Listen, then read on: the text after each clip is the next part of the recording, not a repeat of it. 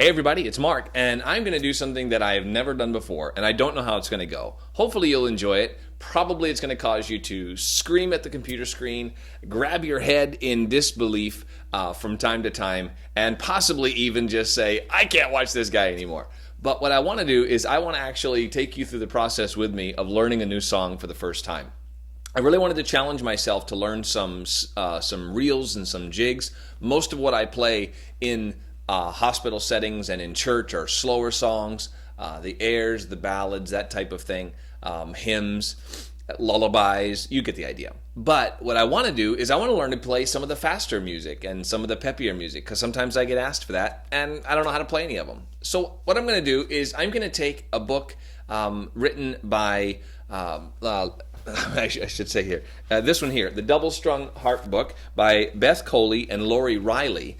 And I'm going to work on the arrangement, Whelan's jig. You can see that.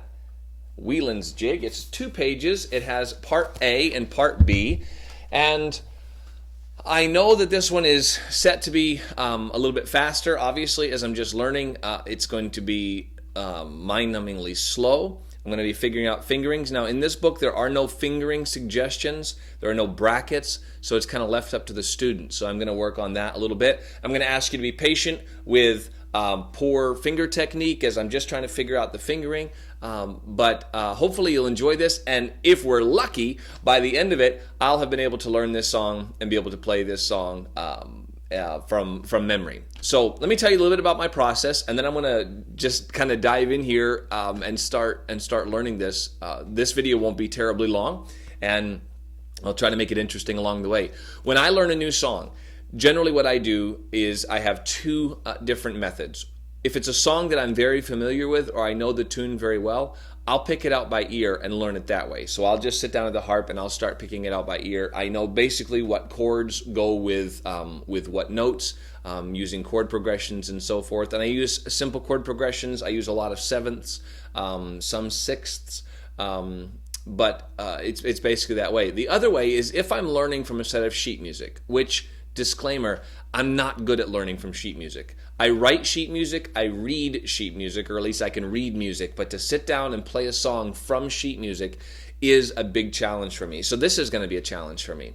And that's what I'm going to do this time, is I'm going to take this sheet music and learn from it, but then I'm going to memorize it along the way, and that's going to help me as I'm progressing through this. Once I get a section memorized, I'll be able to work on that section and get it smooth, and then move on to the next section. So that's my goal. That's my plan. Now, what we have with Whelan's jig here, and I wanted to put it up on the screen, but it's copyrighted, so I'm not gonna do that. But we've got the sheet music is written in 2 staffs, but both of them are in the treble clef. So the both right hand and left hand is in the treble clef.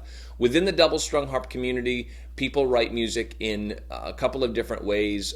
They'll take the bass clef and move it up an octave, or they'll write both of them in the treble clef. For some people, it's very difficult to see both clefs, or both,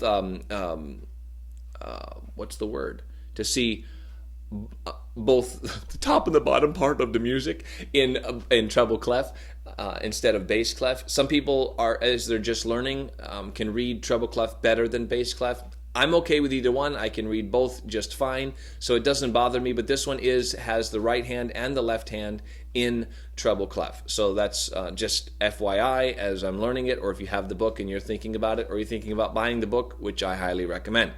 So part A is a total of 16 measures for part A, and I'm just going to try probably to go through the first 4 measures in the right hand today to get the basic melody down. Now, in this song, there is one difference in that I have the C above middle C has to be, the sharpening lever has to be up, so it's the only sharp in the song, and there's never a time in the music that you play that C sharp other than when it's notated. So in other words, there's never a time that I have to play the C above middle C as a natural. Every time it's played, it's always sharped. So it's the only one that's different.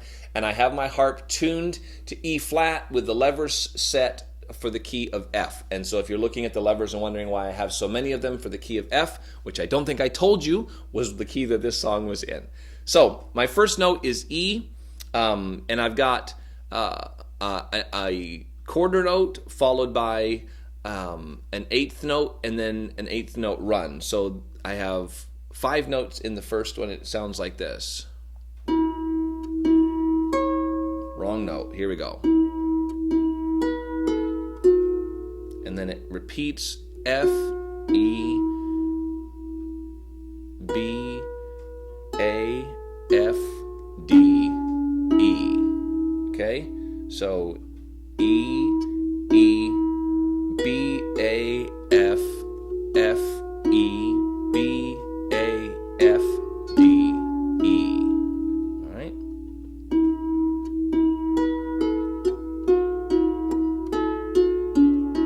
Now I keep muting that out here because you've got these repeating notes. So what's the best way to do that? Maybe if you're watching and you're a harp teacher, or you're better at learning from sheet music, leave it in the comments and let me know when you have a section here like this F that repeats. So I go B, A, F, F. All right, what's the best way? Is it to change fingers, or is it to use the same finger? What would you recommend? What I'm thinking about doing is doing B, A, F, and then since I go F, E, I would go from my 4th finger to the thumb, place my index finger on the E below it, and back up to B. So let me try that again.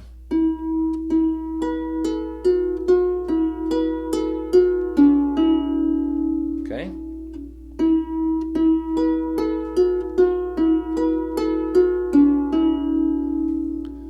That is the first 2 measures plus the first note of the 3rd measure. Because the first note of the 3rd measure starts on that E again, and it kind of repeats B, A, F, then it to D, and then F, and then that's the first note of the 5th measure. So that second part goes.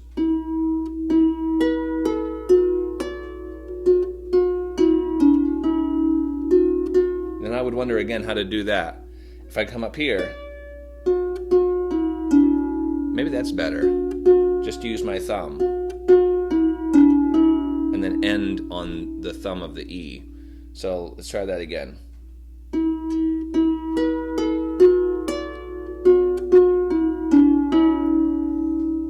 All right, I'm going to try putting those measures together. Oops, messed that up.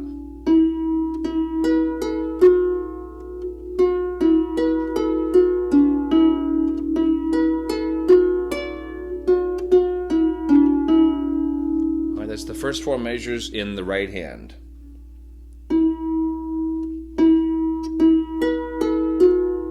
I keep forgetting about making that transition.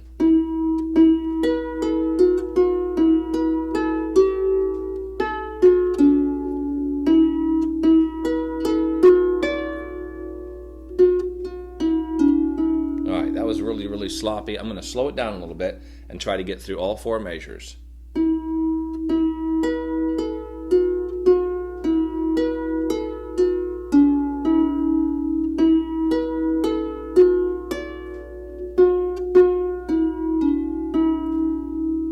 Okay.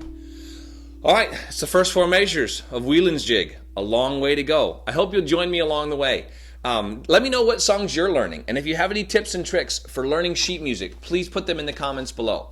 And I'll enjoy learning this with you. I hope you enjoy the process, and I'll see you guys on the next video where we'll work a little bit farther through that. Boy, I had trouble with my words right there. Thanks so much, guys. Have a great day.